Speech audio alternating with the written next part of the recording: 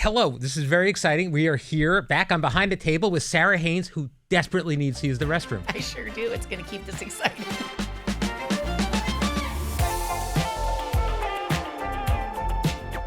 We're playing with fire here, but we're going to keep going because It's been a long day and we're just going to cruise through. We're just going to do it. And I think it's going to keep you engaged, and I appreciate it. It sure will. What? All right.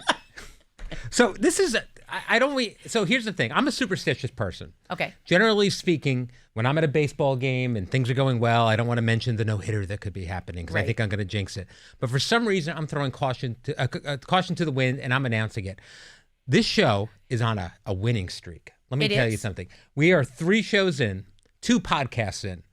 We have knocked them all out of the park. I don't want to put pressure on you.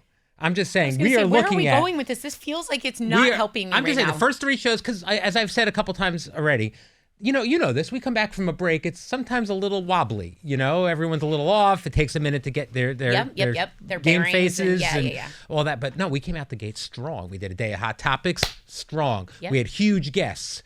We've had Supreme Court justices, queens, the queen. Yes, Latifah, and then a great show today. 3 shows in a row. Yeah, all great. 2 podcasts, all great, and now then here we are. We're here with Sara Haines. I think I feel good. I think we're going for the perfect week. Okay, we're gonna nail it. I'll let the podcast audience know when I don't think we've nailed it, but so far we're doing great. Please let me know first if I mess this up. I think you'll know. Okay. You'll know. All right, but it's season 29. Yeah. Your 8th season. Yes. We were talking about this, and the numbers are tricky because we were talking about Sunny's 10th season yesterday, but I think you actually were a host before Sunny, but then you took some time away, differently than Joy Behar, who was fired. Yes. You opted out for a couple of years and you came back. Yes. Does it feel like you've been through a lot of premiere weeks? How's this feeling for you? It's actually feeling great. Not that it shouldn't, but sometimes when you come back, you expect you're going to be rested. And like you said, it takes a minute. Mm-hmm. Sometimes it is. It's like, oh my gosh, do I remember how to do this job? And all of a sudden the press and I was like, I've been riding a high since I got back. Mm-hmm. And everyone's like, how is it being back? And I'm like, it's great. I don't want to jinx it. But just because like the transition of going from being tuned out, which I was like. So you were able to do that. You just check out completely. Yeah. And I do recognize that's a privilege. And I think you have to disclaim that. But when I left here, I thought I want to, for once, not be straddling a fence of work and, my family. And I thought those moments when we're off, I get to be a full-time mom, like really on the ground, the pickups, the drop-offs, the everything, the fun activities when I can pick up and just take them somewhere. But it's not a break doing those things. I mean, that's a lot of work. I'm friggin' exhausted. Yeah. The break is like a perspective break, mm-hmm. because I think when you, are covering anything to do with the news, it can be heavy, it can be depressing, it's not. It eats away at you. It definitely does. But then also when you're in television and media and live news divisions and everything else, you also get into a bubble mm-hmm. where you forget sometimes what's outside of that bubble. And I think in life, we probably all find our own unique bubbles wherever we are. And it's the reminder of why you work. You work for all of the other stuff, You enjoy it and you have fun and you dial in. But, the pleasures of family and being with them, whether it's my parents and my siblings or my husband and my kids. Yeah. That's what it's all about. The staff comes back a little earlier than the hosts because we have to prep a little bit in a different way than you guys do. Yeah. And I don't enjoy the prep. I like doing the shows. So for me, I get angsty during the prep, and it's a lot of it's planning and long-term stuff and dealing with like the boring stuff like budgets and things like that. But so Sunday night, I was all filled with a little bit of like, blues, Sunday scaries a little bit for the first show back. And then some friends invited us over for dinner on a Sunday night, and it was wonderful. And I put my phone on the counter and sat and had dinner for a couple hours, and it really relaxed me. And I feel like since then we've been cruising. I feel in a good spot. So I love that. We're back and we're doing good. Well, I think everyone feels recharged, like behind the camera, in front of the camera. Summer, fall is always the time we all went back to school, and no matter what age you are, it's that excitement of you try to put on your new outfit or your mm-hmm. shoes, your new and you head back in. I always feel that no matter how many birthdays pass, I'm always like, it's back to school. Yeah, I think so, especially for what we do, because we have a season that kind of lines up with that, and our kids are going back to school and all that. But we talk about how long you've been on the show. When I met you, there were no babies. No babies. It's crazy that we go back that far now at this point. It is insane, and it's one of the things the kids feel when they visit. They're always like, how does everyone know us? I was like, oh, they've known you since I found out my baby was going to be a boy or a girl, or, you guys were there for the We've done gender reveals. Yes. Yes, every part of it. The journey of balancing work when you're not feeling great and all the stuff you go through. I mean, these were the people all here that did that with me. Yeah, it's great. I love it, actually, when you look at it that way. All right, so as I said, we've had some really great guests this week, and yesterday we had Supreme Court Justice Sonia Sotomayor. Yes. Such a thrill to have her here. She's been here before. You've met her, right? Yes. Yeah. I was able to meet her when she did, I think it was her first children's book. She came to the show that Michael and I were doing, and Kiki, and Alec got to meet her because they needed kids to be read to. Oh, and that's then great. I remember introducing him, and at 4, he didn't quite grasp it. Now he finds it so cool that he's met a Supreme Court justice. And my husband's like, that is really cool. I've never met a Supreme Court justice. So that's pretty rarefied air. That's great. Yeah, it's really special. That's great. It might have been that show, actually, also. My daughter got to ask a question of Chelsea Clinton when she was like, when she was like 3 or 4 years old, and we have tape of her asking what kind of snacks she used to eat at the White House, and it's just the cutest thing to have. Yeah, again, privilege of being in TV, but it's great. Now today on the show we had another really just riveting guest, Bruce Willis's wife, Emma Heming Willis. She's been his caretaker ever since he was diagnosed with frontotemporal dementia in 2022. You read her book. Yep. What stood out to you about her and this story? Well, one, it was so beautiful of her to come to write this book and share it, because she talks over and over about the resources and privilege she had. Right. But that she wants to hopefully help anyone in the slightest bit not have to walk out of a doctor's office with this type of diagnosis and like a couple of words of like, see you in a few months, like the fear and the weight of that. But one thing I loved in the book, and I told her this before when I saw her backstage, I loved how she also addressed some of the things you can say to someone if you authentically care about how they're doing. You not saying just how are you doing today and things like that. Everybody that goes through a battle, whether it's cancer, my best friend went through this, grief, my other good friend Anna always teaches me this, or this book. She gives you the language as someone that maybe isn't dealing with this, of when you want to check in on people, what to be aware of. And there's a part where she talks about when someone asks her that, the people in her tribe and community know to say, how are the girls today? How are you? You know, because everything else, when someone asks you how you doing, how the world just, some days it brings her to her knees to even just get that question. So I said, I thanked her as someone who's not specifically on the journey of caregiving. I loved that she empowered people in that book of how to take care of those caregivers in their own world. I thought she was incredibly inspiring. Have you ever met Bruce Willis? No, but I was a fan of his movies. So I kind of feel like I know him. But. So he was a frequent guest on The Late Show with David Letterman, where I used to go. And you worked at Dave Letterman. Have I never mentioned it? No. But very early in my career, I would help out on those segments. And then towards the end of the run, I got to produce Bruce a couple of times. So Bruce was somebody who didn't really love like long, intimate interviews. Yeah. So instead, he would just say, let's have fun, let's do a bit. And he would do these just really elaborate with crazy wigs and just tape pieces. He would do anything. He would play, and he was a huge star. And just the warmest, nicest guy. And I got to do that a bunch of times with him, which was really great.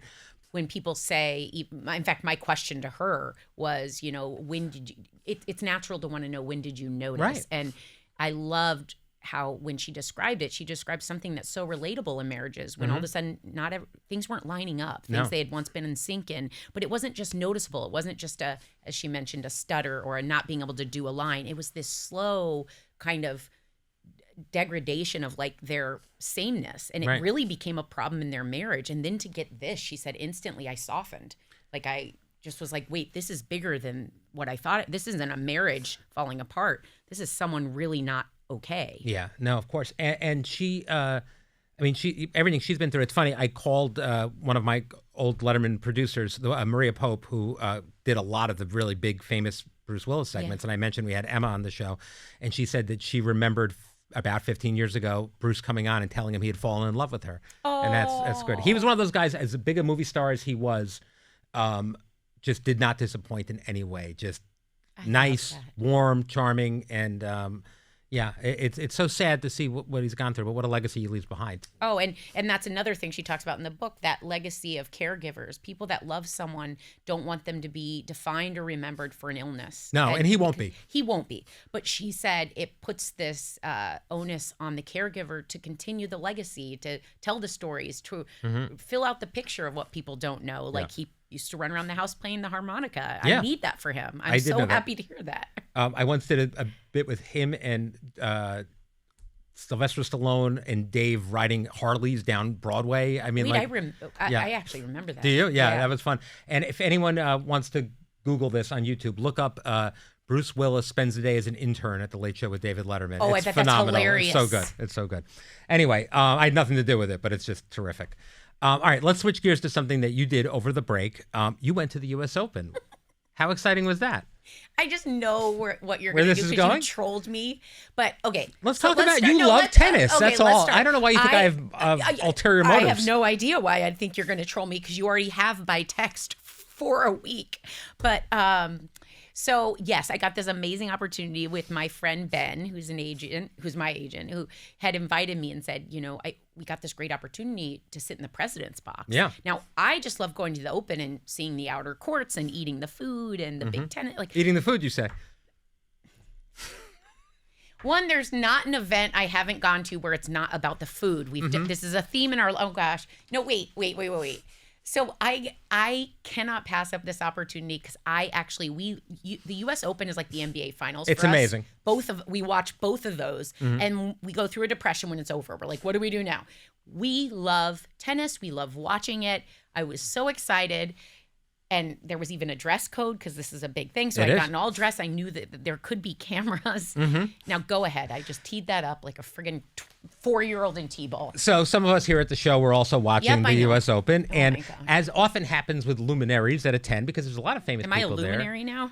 Yeah, I think so. You were on camera at the U.S. Open. And I saw you. And some people sent some photos around. And I sent them to you. And it seems like... Initially, and I hadn't seen you for the new season, I was concerned. I'm not going to lie. This is the shot of Sara Haines that appeared on...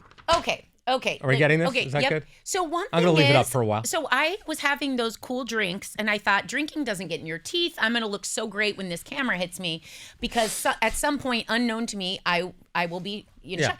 So Ben had gotten all these treats. At one point, I take a few. That is literally almost like cue the shot, because that's me like using my tongue, I think, to like get it out of my... Yeah. You look like a mouth breather, for starters. One, I do. Yeah. I do look like a mouth breather. I thought I looked cuter than that, but I really now feel the picture in ways I didn't before. It's what my dad would say. It looks like you're chewing cud, what a cow does when they do that.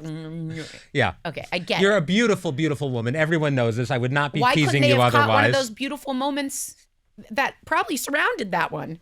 Instead, that's what we get. You have blown my phone up, and now it becomes at the end of any conversation with Brian, I get myself in a picture. It's the new contact phone on my phone for you. So anytime you call or text me, that's what comes up. It's fantastic. And I cannot believe that pinnacle moment has become that, because now that's all I think about when someone says the U.S. Open. I'm like, oh, why did you see me chewing on camera? I've ruined tennis for you. People are like, how did that taste? I hope it was delicious. And I'm like, wait, what happened? Do you have a tennis ball in your cheek here? Like, what is happening? It looks like you had a severe allergic reaction. Like you need like an EpiPen. I don't know what is going on. Did I tell you I saw some of the WNBA players? No. I bet they saw you. I hope they weren't watching me on TV. Let's just say just that. a few million people. That's really bad. I'm sorry. I don't mean to tease, but it's fun. No, it cracks me up every time, because you didn't even say, hey, oh my gosh, you're at the Open. You sent me that picture. I actually initially sent you a slightly less bad one. Yeah, and then I said, oh my gosh, that looks awful. And you're like, oh no, not yet. Let me send you that one. No, that was just the warm up. Here's the good one. You're such a troll. I know. I'm sorry. No, I love you for it, but you're a troll. All right, so let's talk about some major celebrity news that happened over the break. We have not really touched on it on the main show yet. It's definitely going to be on the Weekend View. Taylor Swift and Travis Kelce's engagement. Yes. Now, you and I have been talking about them since the very beginning of this relationship. On the podcast in 2023, you said, and I quote, "This is a publicity stunt." and I'm not interested in it. And they're really good at it because they're still going on. Would you like to retract that now? I will. I'm going to retract my statement. In my head, Yes. again, I've become very cynical watching Jennifer Lopez because I believed in the Ben Affleck thing. I think when something looks too good to be true, because as I think Alyssa pointed out, she literally sang songs about the football player and like, you know, everything to the engagement of he's going to get down on his knee and ask me, you know, for all the things. Yeah. It played out like her songs. When it first started, I thought, we're choreographing this. Now I get it. And watching them together is, honestly, the longer they're together, the more you're like, maybe this is real. But I'm so happy when you watch the pictures of the engagement that she literally got what she's been writing songs about forever. The podcast, they are so endearing. Have you gotten to watch it yet? I mean, I didn't watch the whole 2.5 hours, but I actually watched the whole thing. And I didn't mean to. And I actually listened to that podcast. I think they're great at it, and it's really engaging. And I love Taylor Swift. Yeah. But like, I did not expect to be so wrapped up in it. It seems so genuine. Yeah. So effortless. And they both so respectful. Yeah. Like at the basis of every romantic story is a friendship. And if you know how to be a good friend, that doesn't always show up in relationships. It's the great reminder of long-term relationships. You have to be someone's friend. They're clearly that. And they're so different from each other, but complementary. It's really interesting. I mean, are you and Max very similar? You kind of are, right? I mean, or I guess no, not in some ways. No. I'd say Max is more like, he's quieter. He's cerebral. He's like a little nerdy. You're more of serious. a heart on your sleeve emotional person. Yeah, I'm like, yes, he's all head, I'm all heart. Right. Like when it comes to a conversation, he has to often remind me, you're minimizing your argument by just right. Well, he's a passion. lawyer. I mean, that's he's what he does. Lawyer. Yeah, it's like that's. But so I would say he's really not. Our values are similar. So. You know that whole thing about marriage, you become one. We always said marriage is not becoming one. It's two people holding hands facing the same direction. Like we both wanted the same things and we've built the same things and we get there with some of the same character, I think, and integrity. But when you look back at other relationships, do you tend to be with opposites or complementary people, or do you have ever dated anyone who was another version of you? I dated a guy that was like me, and like that ended fast because that is not a turn on. That's too much for you. Whoa, a lot. But I would say what's interesting about the guys I dated is I look back and I don't think I understood what a good partner would be. I think that whole idea of your parents become your imagery of what it is. I'm not saying as simple as it was my dad, because honestly, I probably dated like people that are a little like both my parents. But I don't think I had the maturity as I dated to really look for that good friend. I was raised on, like most people, the romance, the fairy tales, not the enduring friendships, the longevity of someone who's got your back, all that. It's funny because I think my wife and I are pretty similar actually in a lot of ways, and I always is when I hear really about are actually when senses of humor and we're both fairly outgoing, interested in the same things. I'm definitely more of a heart on my sleeve, and she's more of a analytical person too. I will say that. That's funny. Not with the kids as much, but with me, relationship wise, I'm definitely more the I want to talk about our feelings and stuff. She has no interest in that. But it's at all. But that's okay. That's okay. But I think it's so the people that are attracted to people that are their opposites are so different from them. It's very intriguing to me.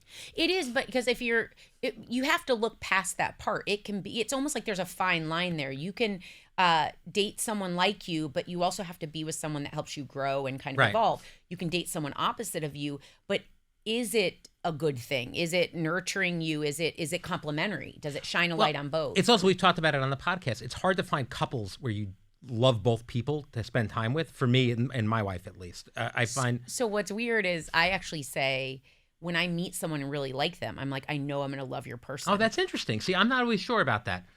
You know what it is though, because I look at him through the lens of this is your person. I don't go blank slate. I'm meeting you on the road or on the street. Right. I look at it as if you pick this person, there must be a reason. You know more than I do, and if I love you, I'm going to love them. All right. Now, that's again, a good way to you look at have it. those one-offs where it doesn't work. Yeah. But I do find the best couples are like my dear friend Emily, the one I visit in Iowa all the time. I'm obsessed with her. She might be my female soulmate. Like Max knows this. There are things that Emily can be for me that nobody buddy in my adult life can, because Emily's been there my whole life. Right. Her husband is so amazing that I joke that I married Emily in Max and Emily married me in Mark. Oh, wow. And you can't decide who you So you love didn't more. marry your mom and your dad. You married Emily. I married Emily. Yeah. Because like Emily and Max sit back embarrassed and mortified by Mark and I being over the top, silly, goofy, finishing sentence, quoting movies, all this stuff. And I was like, Emily, now I get it. You just married me. It was just Mark. All right. You know. There you go. All right. Well, on that note, thank you for joining me today, Sarah and Sarah. Tomorrow, I'll be back with Anna Navarro and, hold on, special guest, Cha-Cha. Cha-Cha will be here, making her season 3 Behind the Table debut. I love that. Good stuff. All right. Thank you, everybody. We'll see you tomorrow.